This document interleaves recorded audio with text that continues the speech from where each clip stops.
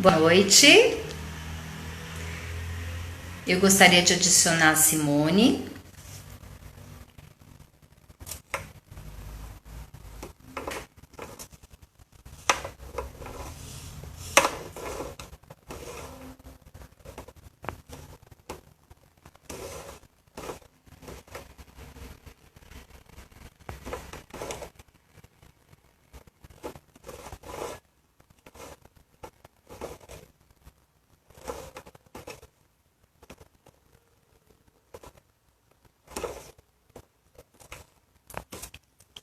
Vamos aguardar a Simone entrar.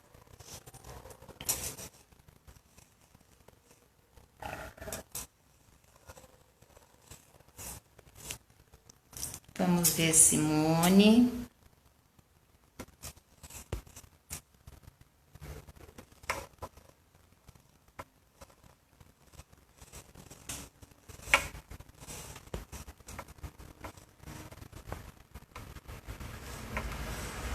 Boa noite, queridos. Tô tentando adicionar aqui a Simone. Vamos ver se eu consigo. Agora sim. Vamos ver se vai dar tudo certo. Ela deve estar entrando. Vocês estão me ouvindo? Oi, Si. Olá, tudo bom? Tô te ouvindo. E você? Tá me ouvindo Tá tudo bem? jóia por aqui. Tô vendo o pessoal dando um oi. Boa noite, pessoal. A gente está muito feliz. Eu sou a Tânia, fonoaudióloga e neuropsicopedagoga. E agora eu vou deixar minha grande amiga se apresentar. Olá, boa noite a todos. Eu sou a Simone, psicopedagoga, tenho uma experiência na área de educação infantil e também trabalho na área de psicoterapia. Muito legal. Eu acho que o pessoal está entrando. Eu acredito que a nossa plateia seja, na grande maioria, educadores, assim como vocês. Eu também sou uma fonoaudióloga educacional e a Simone é uma professora. Então, nós estamos todos aí, né, nessa linha de trabalho, nos dedicando. O que nos trouxe hoje para esse tema é a importância da linguagem, né, porque a gente vai utilizá-la durante todo o processo do desenvolvimento. E nós queremos trazer para vocês algumas reflexões sobre a aquisição diante de um embasamento neurolinguístico, através também do desenvolvimento da linguagem e também na estimulação, né? Então, nós temos aí alguns marcos importantes. Vocês estão ouvindo? Tá tudo bem aí? Chegando o som? Vocês vão dando um oizinho, tá bom? Nós já temos 88 pessoas, que delícia. Então, Estamos vamos lá. A gente vai desenvolvendo um pouquinho. Vocês podem também ir colocando algumas questões para a gente vai selecionando e vai tentando colocar. Obrigada, Santo. Estou vendo todo mundo aí dando um oizinho. Obrigada pela presença. Alguém está falando que está travando. A minha conexão, você está me ouvindo? Sim. Eu tô te ouvindo e as pessoas estão colocando ok, que tá perfeito. Talvez alguma conexãozinha mais individualizada, né, pessoal? Isso. Então, assim, dentro da visão, né, da fonoaudiologia, a gente tem a linguagem como uma grande função, né, que permeia toda a nossa estrutura enquanto ser humano, que nos faz diferente, né, dos animais, e que é uma função muito importante que vai ter um marco, né, de uma aquisição, um desenvolvimento e depois aprimoramentos, porque a gente pode pensar assim que a nossa linguagem, tanto a oral quanto a linguagem escrita, né, são dois tipos de linguagem, elas vão estar acontecendo durante todo o nosso desenvolvimento. Nós vamos falar um pouquinho dessa aquisição, né? Então a gente vai falar um pouquinho dos dos primórdios dessa aquisição e depois a gente vai falar do desenvolvimento. E é claro que a gente trouxe para vocês algumas sugestões e a gente quer enriquecer esse assunto, porque ele é muito amplo, mas a gente quer dar para vocês algumas dicas sobre a função, né? Como a gente estimular essa importante função através de jogos. Mas a gente coloca o jogo como uma questão de um meio, um mecanismo onde a gente tem a inter-relação. Então, tudo que vai promover uma inter-relação, a gente pode nomear como um jogo, né, Si? Isso, nós estamos chamando de jogos, de brincadeiras, toda a possibilidade de intermediação e interação, porque é muito importante no desenvolvimento da linguagem a presença do outro. E o jogo e a brincadeira, muitas vezes, na maioria, envolve a presença do outro. Então, essa é a ideia de falarmos de linguagem, aquisição, desenvolvimento e a utilização dos jogos e das brincadeiras.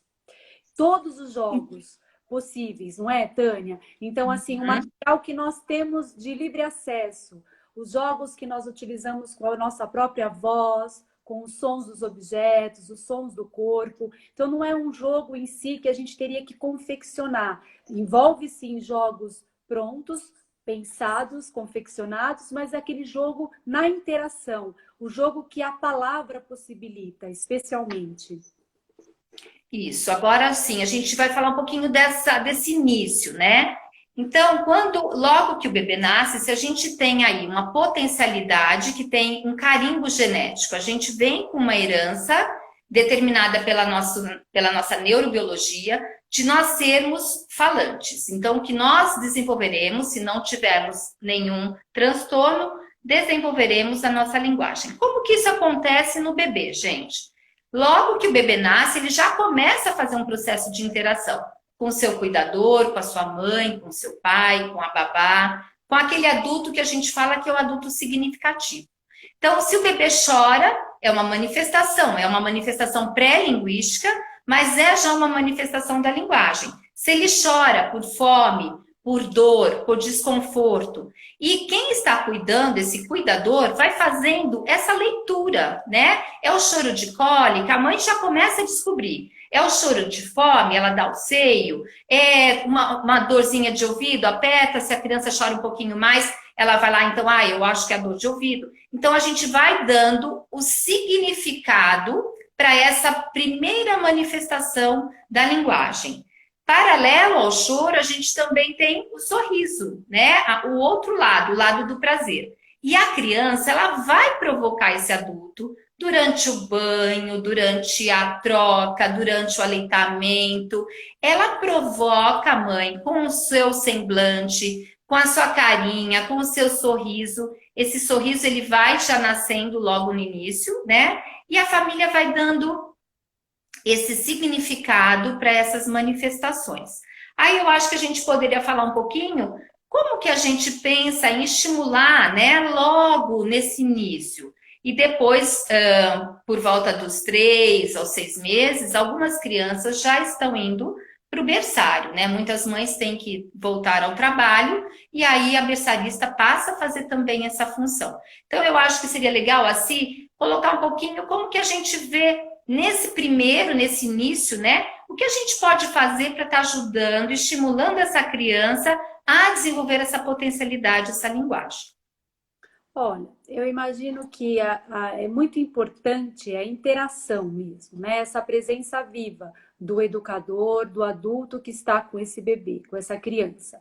Então, como você falou, conversando, apresentando o mundo. Então, nós vamos apresentando o mundo, muitas vezes através da linguagem, e a nossa voz, a nossa entonação, a nossa expressão, ela é muito rica e valiosa para a formação de vínculo. Então, toda brincadeira, ela é permeada pela linguagem.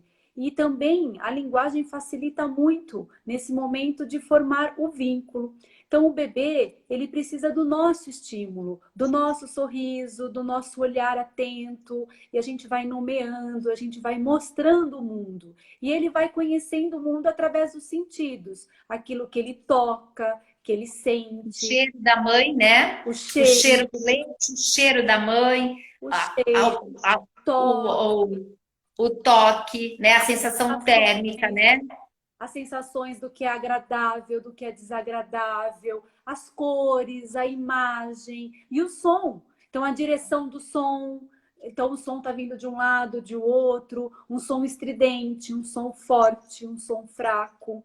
E eu acho muito importante essa interação da mãe e do adulto e essa voz que vai se modulando. Então, uma canção de ninar, um momento onde você nomeia os objetos, você apresenta o mundo, os sons dos animais. Então, a criança se encanta com esse mundo que tem em volta dela, que tem cor, que tem sensações e que também tem sons. Então, ela se ocupa com os sons do corpo dela, do corpo do outro, dos objetos, dos animais e do mundo em sua volta. Então, a criança vai observando as ações dos objetos, das pessoas em sua volta. E esse contato, essa interação propicia o jogo, os primeiros jogos, não é? Então, a canção de ninar, as histórias, as brincadeiras. Alguém fez uma pergunta que eu achei bem interessante, se as ações repetitivas são saudáveis. Eu acho que é importante a gente falar sobre isso. Porque no dia a dia, na nossa rotina de cuidar do bebê, nós repetimos algumas ações. Só que é importante essa variabilidade de estímulos, né? Tanto os brinquedinhos, o que é sonoro, os diversos tipos de sons, as vozes, né? Porque tem a voz materna que é mais aguda, a voz paterna é mais grave. Então, essa riqueza, né, de estimulação, de diferentes estímulos, vai favorecendo esse desenvolvimento, essa amplitude, né, Si? Sim, você pode repetir a forma, mas assim, o conteúdo, mas a forma é diferente. Então é como um jogo.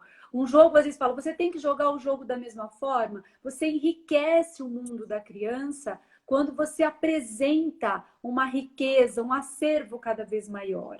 Então, você pode trabalhar com nomear os objetos, mas de formas diferentes, objetos diferentes, em ambientes diferentes, objetos de tamanhos diferentes, peso diferente, cheiro diferente, textura diferente. Mas você Eu está acho que aqui vale também, vale a gente falar aquela questão que eu acho fundamental, né, para a gente que está vivendo com a criança e interagindo, que muitas vezes é a criança que nos dá, né, esse mecanismo, o que ela traz, para onde ela olha. Então, de repente, a gente está apresentando um jogo, ela faz uma outra interpretação, e aí a gente sabe que a gente pode ir um pouquinho mais além, né, e um pouquinho mais, existindo um pouco mais essa cognição dela. Então, isso também é importante a gente pensar na interação, nesse processo que a gente está fazendo de dualidade, né, Si?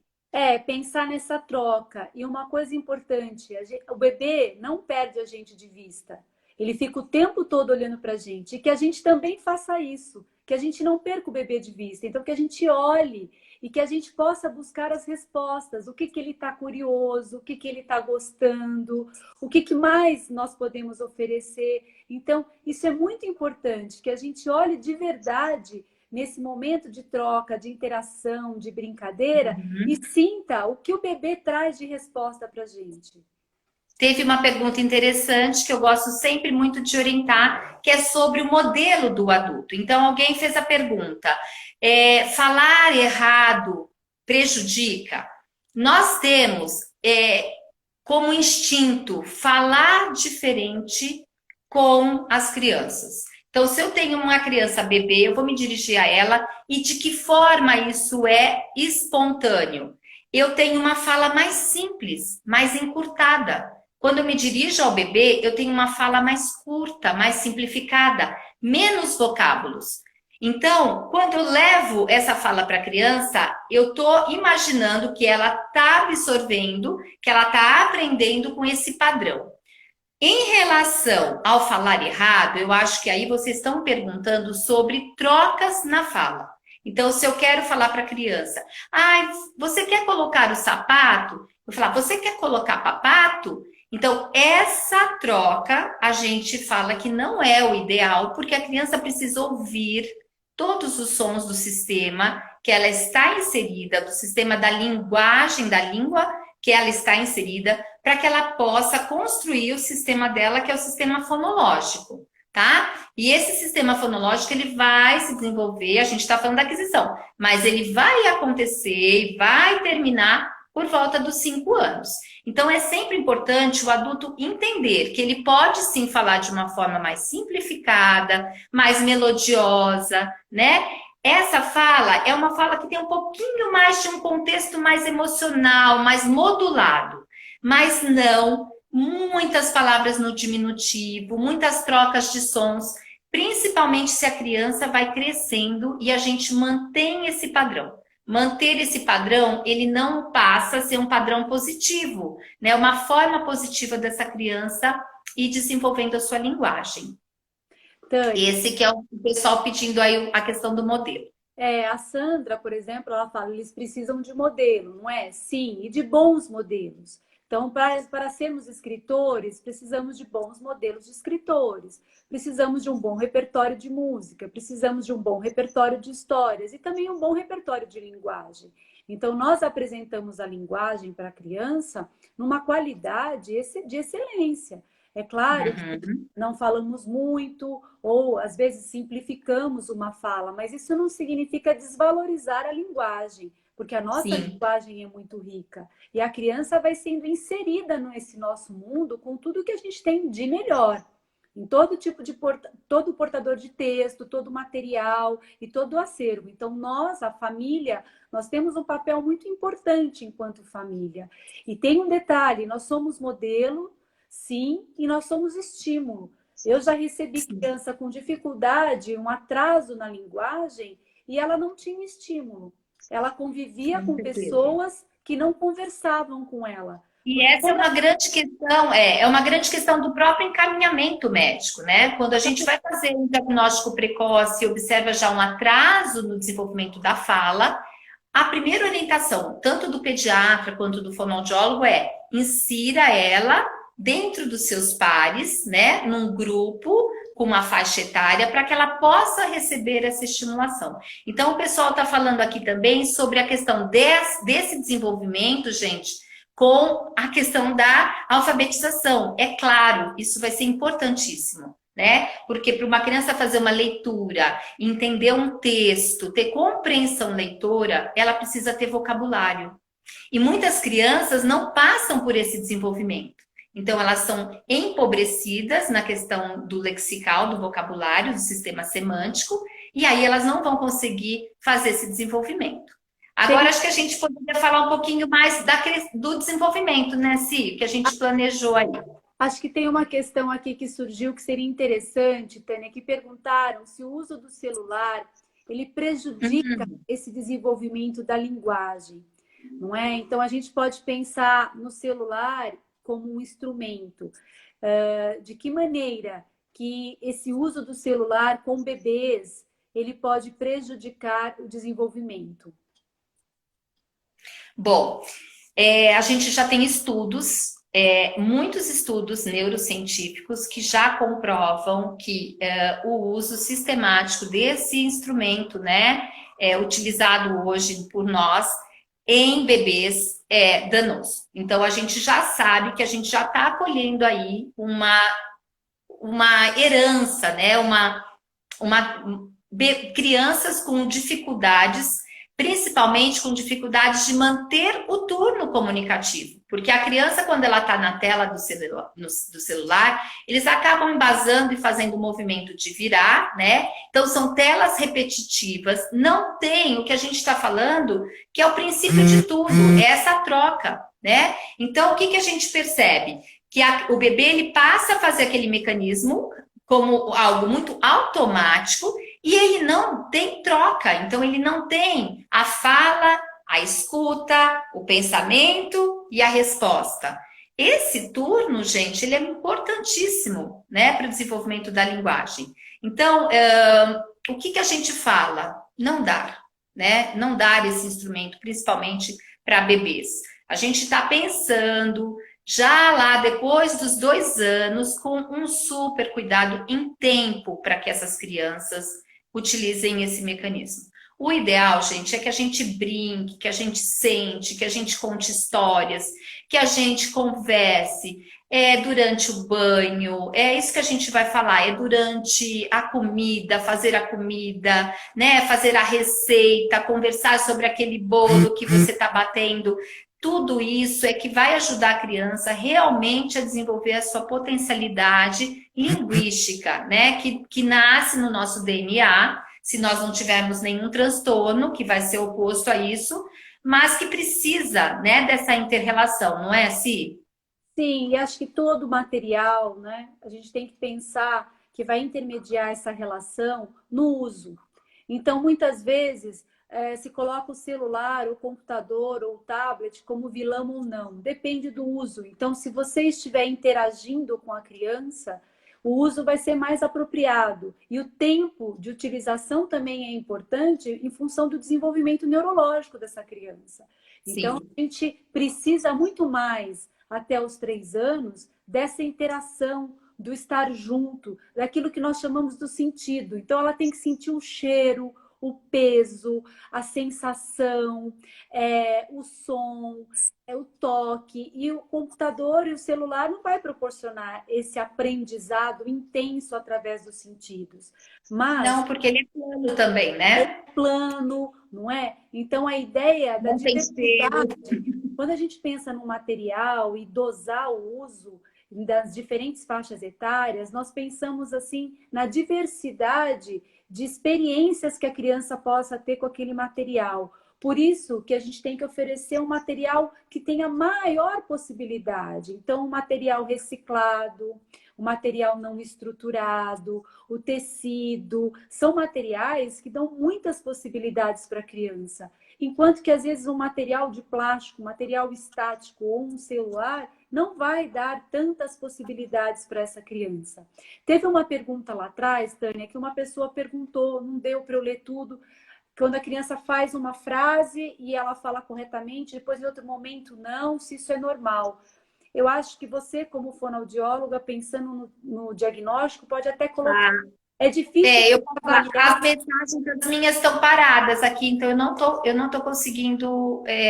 Parou a minha tela aqui de mensagens, mas você vai me passando. Eu Porque acredito que nessa situação, o que que tem? Mesmo que a criança, existe um período, que logo depois da aquisição, logo, é um período de aquisição, mas existe um período que a criança, ela repete a fala do adulto, para formar o seu turno de linguagem. Esse tempo é um tempo curto, é um tempo importante e que a gente nomeia de ecolalia. A ecolalia, ela é uma função de linguagem do desenvolvimento. Só que a ecolalia, ela tem que ir se modificando. A criança tem que se apropriar. Então, muitas vezes ela vai usar. A mãe fala, você quer o sapato? Ela fala, você quer o sapato? Ela faz a mesma resposta, você quer o sapato. Então, em vez do eu, né? Então, vamos supor que ela ainda não está lá no seu desenvolvimento completo, nos seus 3, 4 anos, ela vai fazer esse erro de pronome. Isso é muito comum. O que acontece?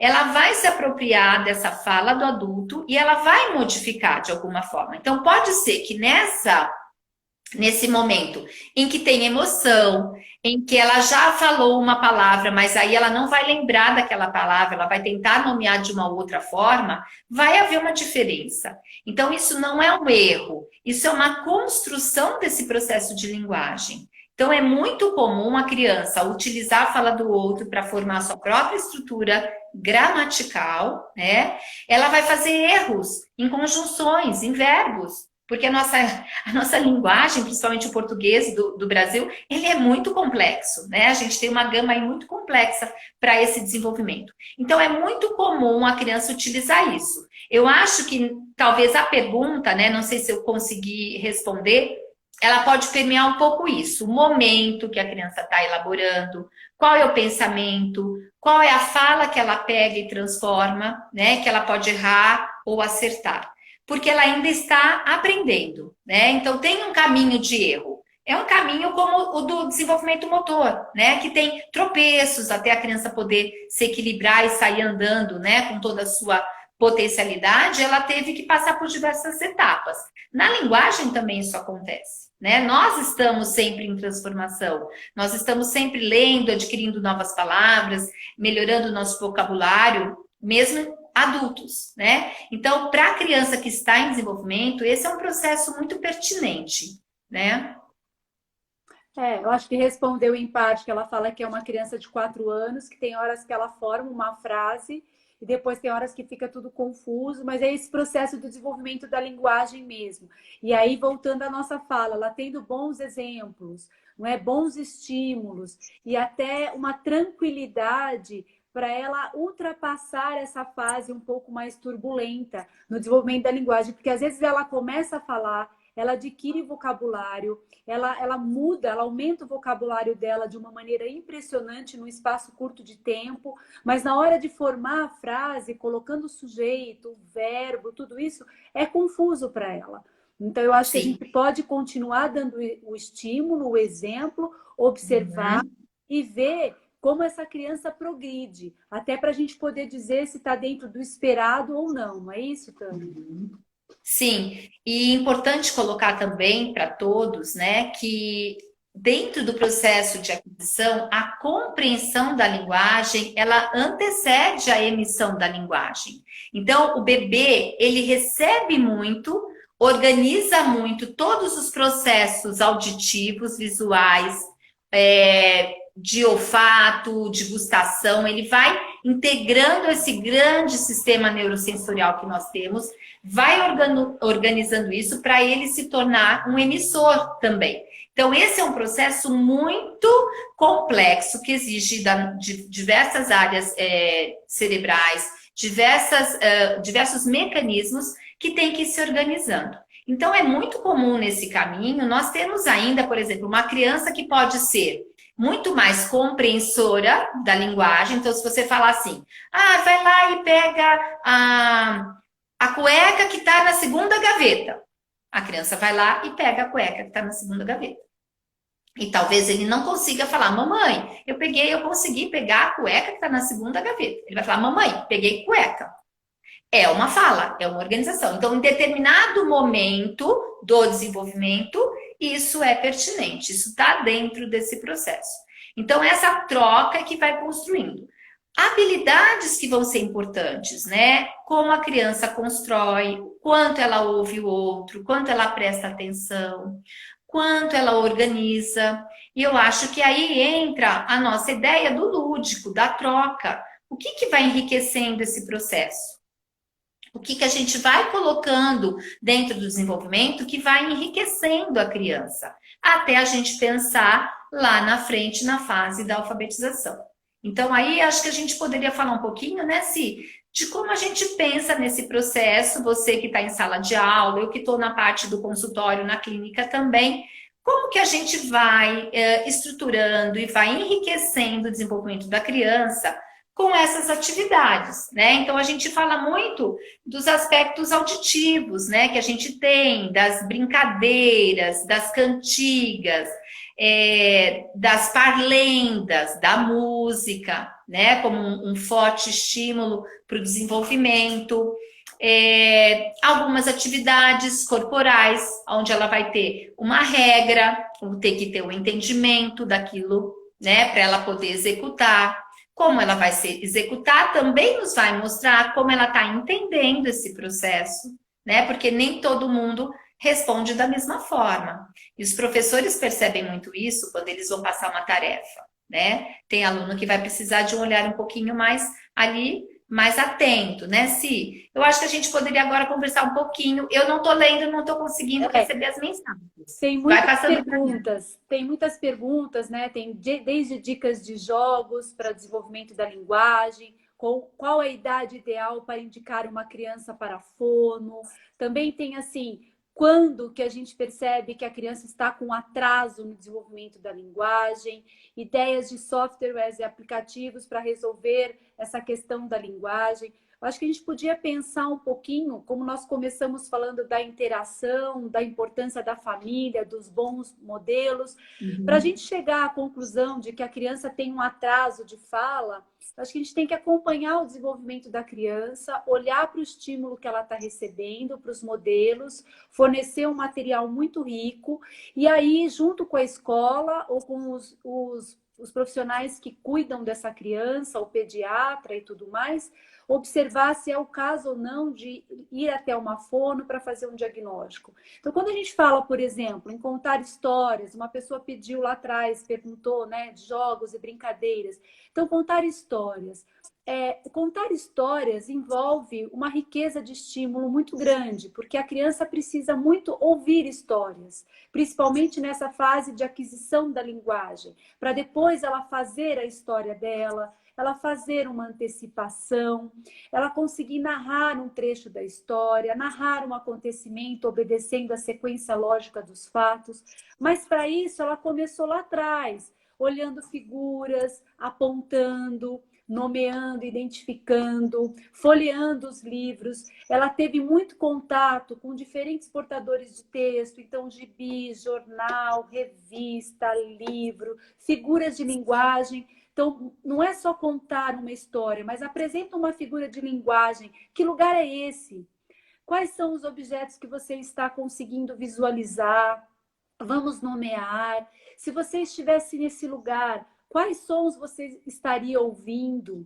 Então, a gente sempre começa do simples e vai para o complexo no desenvolvimento. Então, a gente começa lá no simples, depois ela vai conseguir organizar a sequência lógica dos fatos da história, ela vai conseguir construir a própria história, ela vai conseguir fazer relação entre uma história e outra, o que tem de parecido, o que tem de diferente. Então, esse processo de contação de histórias e a criança enquanto ouvinte, ele é muito rico e permeia todo o desenvolvimento da educação infantil. A mesma coisa em relação à música, porque eu acho que tanto a história quanto a música, ela é muito presente na vida da criança até a alfabetização, nesses primeiros anos de vida.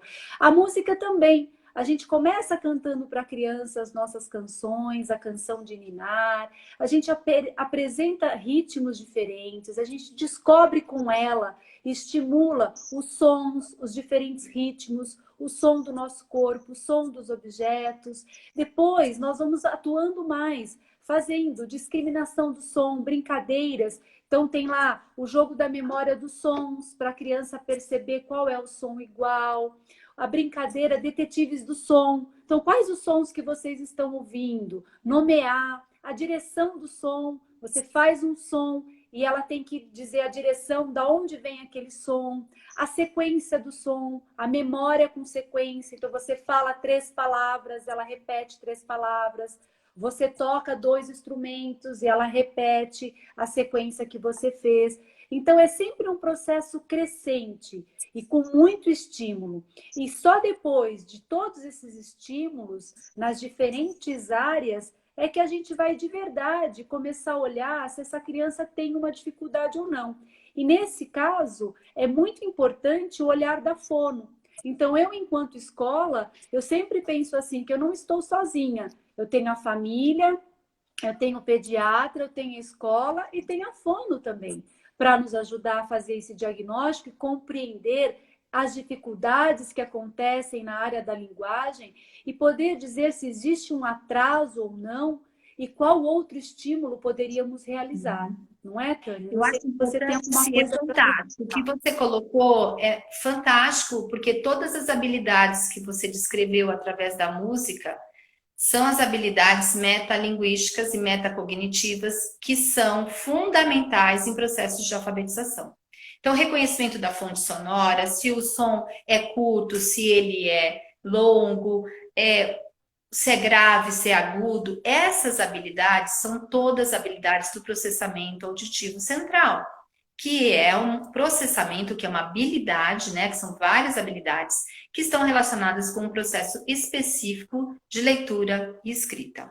Então, eu achei fantástico você colocar isso, mas eu gostaria de pontuar, porque é sempre muito importante, porque hoje a gente já tem toda uma estrutura, um pensamento, até porque a gente já sabe que alguns transtornos do desenvolvimento, do neurodesenvolvimento, eles são precocemente instalados, né? Então, a maioria dos, se a gente for considerar transtornos do neurodesenvolvimento, eles são do início do desenvolvimento infantil. Então, a gente tem alguns marcos importantes. O que nos faz, nos direciona para esse ponderamento, se eu encaminho ou não para a fono? Então, algumas coisinhas eu poderia colocar para vocês que eu acho que ajudaria. Primeira coisa, a criança tem que estar olhando para a fonte sonora. Então, bateu uma porta, a criança não virou. Fez um ruído, caiu um brinquedo no chão, a criança não se assustou.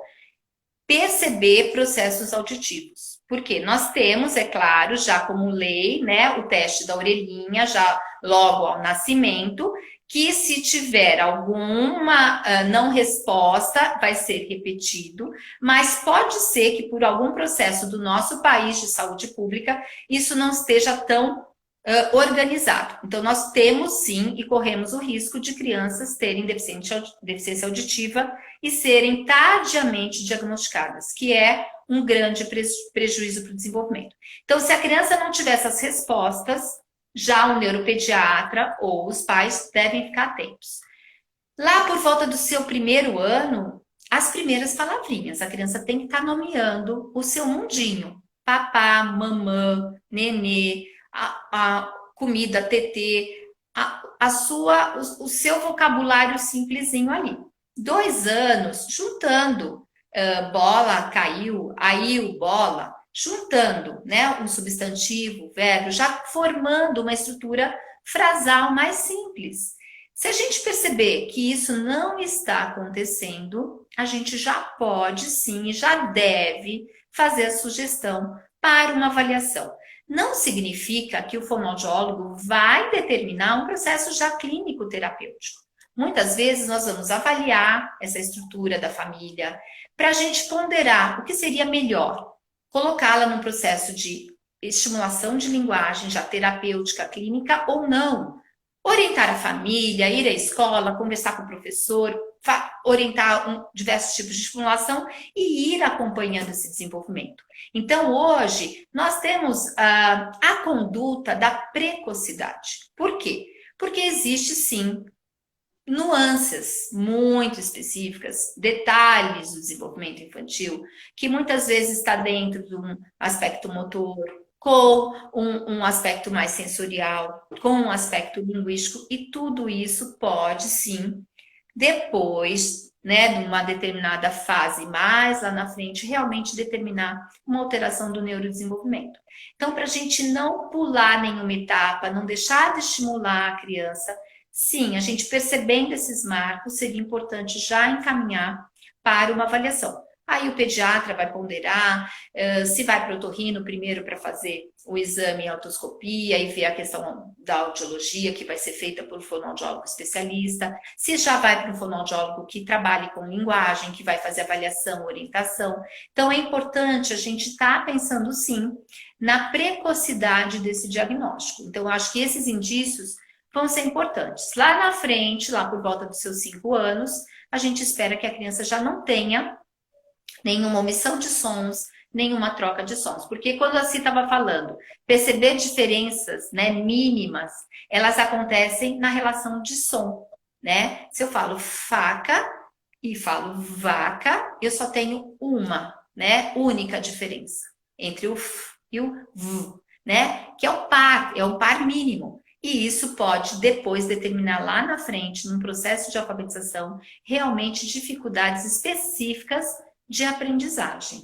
Então, eu acho que aí vale a pena a gente dar uma orientada e uma garantida que a gente vai estar realmente vendo o desenvolvimento de uma forma global da criança. Tem aqui, Tânia, uma pessoa dizendo assim, da dificuldade que a escola sente muitas vezes, porque ela faz o encaminhamento, ela percebe a dificuldade, mas as famílias resistem. Isso acontece de verdade, né? Nós, enquanto escola, sabemos disso, a Tânia, enquanto fonoaudióloga, também. Eu acho que o nosso papel sempre é fazer o melhor e estarmos juntos, né, ao lado da criança, dando estímulo, oferecendo a maior possibilidade possível para ela se desenvolver e conversando com a família e mostrando, porque o que eu vejo muitas vezes, é claro que cada realidade ela é distinta, mas eu vejo que conforme a criança vai crescendo e essa dificuldade também vai se ampliando, principalmente na fase da alfabetização, os pais vão tomando um pouco mais de consciência. Então, muitas vezes, aquilo que nós começamos a falar só vai ter sentido dali 1 ano, dali 2 anos. Mas acho que é esse o nosso papel, de verdade, de Eu continuar. também acredito. A gente sabe na prática, né? Eu sou uma fonoaudióloga educacional, eu trabalho e capacito professores, a gente conversa muito sobre isso. Eu acho, infelizmente, é uma questão que nós temos, muitas famílias se modificam, mudam de profissional, ou não vão, né? Não buscam por um medo, por uma falta de conhecimento. Mas eu acho que o professor, ele deve sim mostrar o seu papel, né? A escola também. A gente tem sempre, é muito importante porque às vezes os pais não desconhecem o desenvolvimento. Então, aonde que a gente consegue talvez tocar mais essa família? Falando, olha, você percebe que aqui todo mundo, né? Todos fazem isso, isso, isso, isso. E o seu filho não está conseguindo. Então, se a gente conseguisse entender o porquê, o nosso trabalho seria muito melhor. E com certeza ele estaria também muito melhor. Então, o que a gente fala, que é importante também para a gente saber, né, o que tá, se essa criança está dentro ou não de um aspecto do desenvolvimento típico, é sempre comparar com a maioria. Porque isso nos salva, né? Eu tenho a maioria das crianças que fazem diversas coisas e tem algumas que não estão conseguindo. Essas que não estão conseguindo, a gente tem que entender toda uma estrutura, né? Familiar, neurobiológica. Então, uma boa anamnese, entender como foi o desenvolvimento, a gestação, o parto. Às vezes, a gente já tem os indícios aí de uma criança que pode ter realmente uma alteração do seu desenvolvimento, porque já tem um histórico, né? Um neurohistórico já comprometido. E aqui também tem a colocação de uma pessoa que diz que às vezes os pais colocam que eles mesmos tiveram atraso na linguagem, então que não é para se preocupar. Isso é muito comum, não é? Então, enquanto pais, muitas vezes a gente não quer enxergar aquela dificuldade do filho, é difícil, e a gente usa uma defesa. Ah, eu também era assim. Então, eu concordo com a Tânia quando diz, olha, mas nós temos que ter um parâmetro, né, dentro do desenvolvimento, os profissionais da área da saúde, da educação têm, e também temos que ver o desenvolvimento daquela criança. Então, nesses casos, eu normalmente acompanho essa criança, essa família muito de perto e vou mostrando, olha, em 2 meses apresentou ou não desenvolvimento. Então, tudo bem, ele pode parecer com você, que falou um pouco mais tarde, mas vamos comparar essa criança com ela mesma. Ela está se desenvolvendo? Ela está apresentando algum desenvolvimento? Ou a gente, de verdade, nós estamos preocupados porque ela não tem avançado? Então, eu acho que estar mais próximo e conversando, esclarecendo um pouquinho, porque o conhecimento é muito importante. Então, o pai pode achar que tudo bem falar mais tarde. Às vezes sim, às vezes não. Mas nós vamos nos cerceando de conhecimentos e do trabalho que nós estamos desenvolvendo. Como é esse trabalho? Então, eu acho que quando a gente passa a informação e a gente estipula uma relação mais próxima com essa família, a gente tem mais chances de conseguir que eles compreendam e que eles olhem para aquilo que a gente está mostrando, para aquilo que a gente está verificando de verdade. Aqui tem uma mãe que fala de uma coisa que nós, eu e a Tânia, consideramos muito importante, né? Da criança brincar com as palavras, de uma criança de 3 anos que o filho pega o livro, inventa as palavras vendo a imagem. Então, assim, quando nós pensamos nesse encontro para falar de jogos e brincadeiras, nós pensamos muito nessa importância do lúdico e da criatividade da criança e de trabalhar as habilidades dela para que ela se sinta capaz, de verdade. Então, é muito interessante que ela faça essa brincadeira dela contar a história, dela fazer a pseudo-leitura, Então ela vai lá e fala, eu sei o que está escrito aqui. Ela lê rótulos, ela lê algum material escrito que tem as palavras fixas, o nome dela. Então ela começa a se sentir de verdade competente enquanto leitor, enquanto escritor. E isso é muito bom. Então que não só os pais contem histórias para os seus filhos, mas que eles também ouçam muitas histórias dos filhos. Histórias de Sim, como foi o dia, histórias do que eles mais gostam de fazer na escola ou de brincar em casa. E esse momento onde todas as famílias estão em casa com seus filhos, que essa interação aconteça ainda mais. E que esse sim. momento da história, ele seja um momento precioso para todo mundo da família. Que eu acho que está sendo muito importante nós utilizarmos os nossos melhores recursos agora, nesse momento tão difícil, não é, Tânia? É riquíssimo, né? Esse papel da criança construir, inventar, e tem crianças que têm habilidades para inventar novas palavras, né, da linguagem, isso é muito interessante.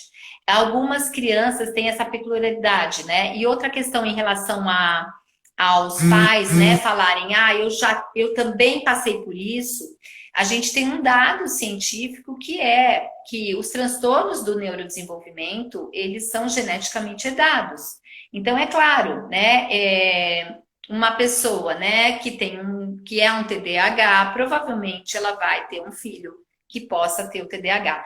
Então, vários dos transtornos, né, que comprometem a linguagem ou tem a linguagem ali no seu selo com dificuldade de aquisição ou com um transtorno, né, para essa aprendizagem específica, tem um histórico familiar, né? Então, tem essa questão também que a gente traz, né, da neurociência, né, que isso é muito comum.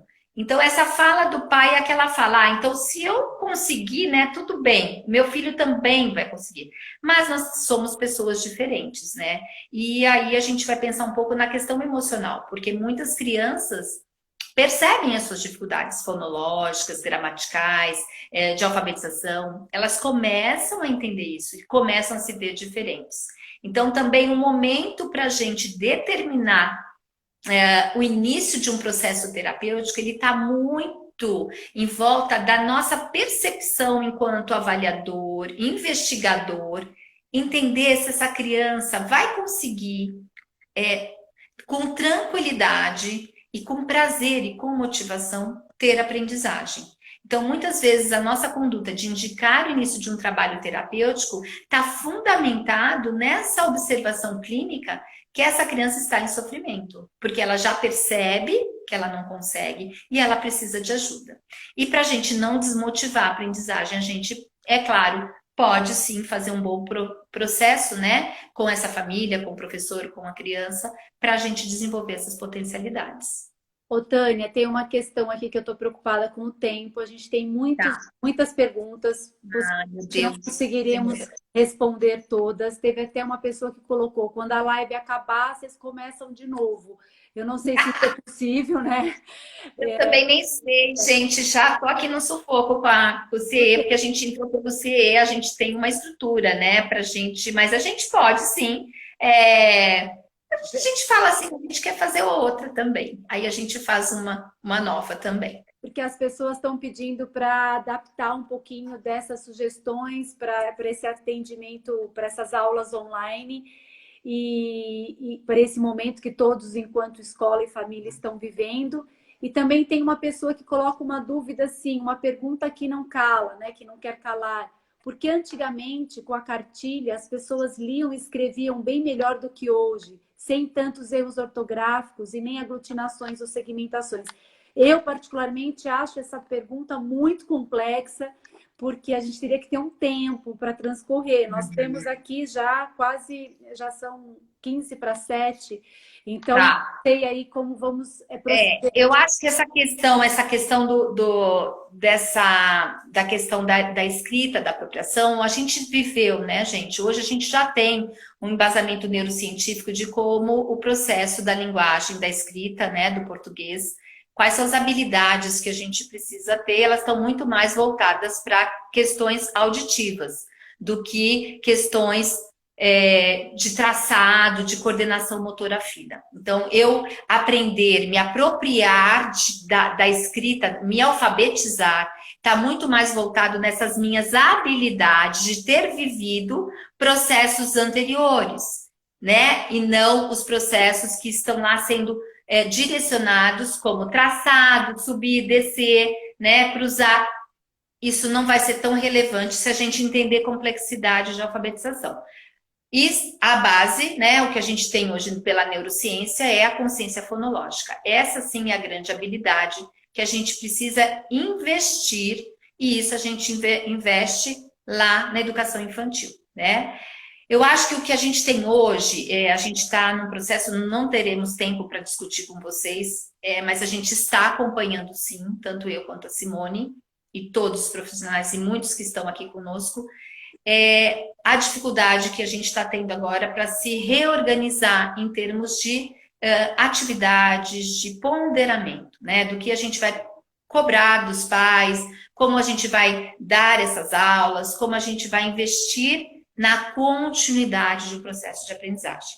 Eu acho que a gente tem que respirar fundo, né? A primeira coisa que eu falaria é assim, vamos respirar, vamos nos aquietar e vamos pensar no que a gente faz dentro da sala de aula. Se a gente conseguisse se transpor para o que a gente fazia, né? Porque eu também tive que fazer esse processo para fazer o teleatendimento agora, né?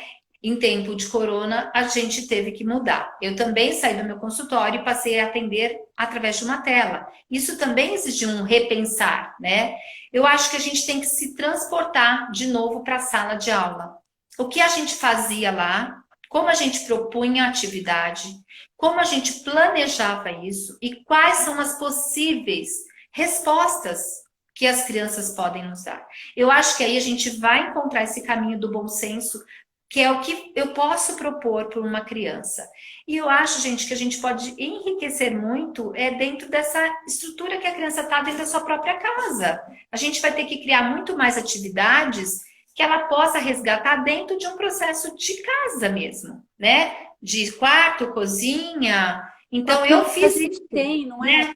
Tânia? Eu vi jogos, eu não tinha, eu adoro, né? Tá até aqui do lado, eu adoro o Caleidos. O meu paciente não tinha o Caleidos. O que eu fiz? Você vai, a tia Tânia não tá vendo, você vai no seu quarto, você vai pegar um objeto e vai trazer esse objeto escondido e vai colocar do lado do computador. E a gente vai brincar do que é, a gente vai descobrir o que você tem na mão. Nós vamos elaborar frases, nós vamos fazer perguntas para o outro. Então, é um processo cognitivo, linguístico imenso e que eu criei numa situação de isolamento, né, de quarentena. Então, a gente entende que vocês estão extremamente angustiados, fazendo o melhor. Eu quero dar um abraço em todos e acho que vocês estão tentando fazer o melhor sim, né? Eu acho que é pensar um pouquinho nisso. E também a gente conseguiu, né, pouco, mas a gente teve um início de ano, tentar fazer uma memória, um resgate rápido de crianças, né, o que vocês tinham em sala de aula, para poder justamente diferenciar, mediar na situação de inclusão. Porque a gente nem chegou a abordar isso, que é uma grande necessidade que a gente vai ter, né, que discutir, mas que a gente tem que entender que tem crianças que não vão conseguir. E nós estamos vendo isso, que os nossos pacientes não estão fazendo lições. Tem crianças que estão se recusando, porque elas não conseguem fazer, o pai não consegue lidar com a situação, eu não sei, eu não entendi, eu não vou escrever, e tá todo mundo se reinventando, né? Então, eu acho que é o momento para a gente manter a calma, se tranquilizar, eu acho que a gente vai ter que repensar em 2020 em educação, eu acho que a gente vai ter que ponderar isso, não sei como a gente vai caminhar, né? A gente está quase na metade do ano, mas eu acho que a gente tem que tentar colocar de uma forma mais lúdica, mais dentro da vivência, da prática, pensar no ambiente doméstico, de quando a gente teve filhos, ou se tem, ou se deseja ter, se já educou ou não, tem educadores mais velhos, outros mais jovens, pensando um pouquinho nisso. Eu não sei se, eu acho que eu deixo para você terminar e concluir essa questão para ver se a gente consegue ajudá-los. Olha, eu penso assim, claro que é um momento muito difícil, a gente não tem respostas, a gente tem muitas perguntas, mas acho que nós estamos juntos para pensar sobre essas perguntas, e isso é muito válido. E que a gente possa de verdade estar o mais próximo possível das crianças também. Vamos utilizar o que nós temos, o que é mais valioso nesse processo, entendendo que elas também estão aprendendo muitas coisas em situações que elas nunca viveram, resiliência, lidar com frustração, viver no contexto da casa, do núcleo, e não só fora, não só buscando resposta fora. Teve até uma pessoa que colocou que assim, não precisa de brinquedos caros, de verdade.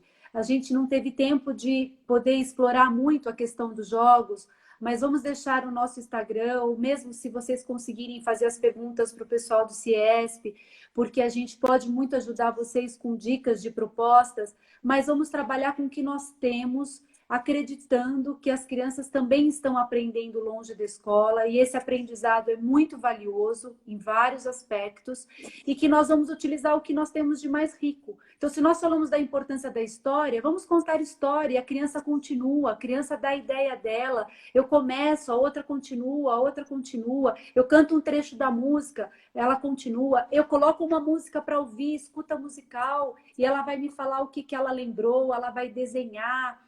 Então, nós vamos brincar com rimas, vamos fazer bingo de rimas, bingo de palavras, brincar com rimas, o que é, parlendas, desafios, busque no seu quarto um objeto que termine com ão, busque na cozinha um objeto que não quebra. Enfim, a gente vai trabalhar tudo isso no lúdico. E eu acho que mais importante do que qualquer coisa, gente, é a qualidade da saúde mental. Então, que realmente a gente possa estar próximas dessas crianças, dando qualidade e trazendo lúdico, trazendo ferramentas lúdicas para um momento tão turbulento e difícil como esse. Eu acho que esse Concordo. é o meu recado no momento. Nós precisamos encerrar para conseguir gravar a live. Eu vou deixar o meu endereço no Instagram, que é Simone Teixeira, _22. No Facebook é Simone Teixeira, para vocês mandarem perguntas, sugestões. E vou deixar para a Tânia também deixar o contato dela para a gente poder continuar essa conversa, porque de verdade eu não sei se é possível a gente voltar e continuar. A gente vai fazer esse convite. Vamos ver se a gente vai conseguir. O meu é Tânia.infono, seria o mais fácil, porque eu tenho o Sberbelieri, que é um difícil. No Facebook, Tânia/fono, tá? E a gente vai tentar manter, mas pelo se também vocês conseguem o nosso contato. A gente pode disponibilizar também o nosso e-mail. O meu é taniaclinicafono@gmail.com. Tudo junto. taniaclinicafono@gmail.com. O seu, Se? O meu e-mail é simateixeira@bol.com.br. Adorei estar aqui com vocês. Não deu para responder todas as perguntas. Desculpem pela falta de tempo, mas eu gostaria, tenho certeza que a Tânia também, de responder todos vocês. E foi muito bom vocês colocarem, porque nós começamos a live falando da importância da interação. Então, esse encontro não teria sentido se não tivesse a interação com vocês, tá bom? Muito obrigada. Agradeço muito, Si, obrigada pela sua contribuição, sempre riquíssima, né? A Si, ela trabalha na Pingo Nui, que é uma empresa muito legal e que a gente faz muitas parcerias também e até atividades para professores. Assim que a gente puder estar junto, a gente vai continuar lá na nossa formação na Pingo. Gente, um beijo grande, super obrigado, boa noite a todos. E foi um prazer estar aqui. Também agradecemos ao CIE por essa oportunidade e confiança também. Um grande abraço a vocês, boa noite. Cadê o Anderlan? Boa Eu vou noite, encerrar. Tânia. Obrigada, viu? Um grande beijo, abraço querida. para você também. Muito obrigada pelo encontro, pela Obrigada a oportunidade. todos. Até. Beijos. Um beijo. Tchau. E agora, filha, como que eu desligo?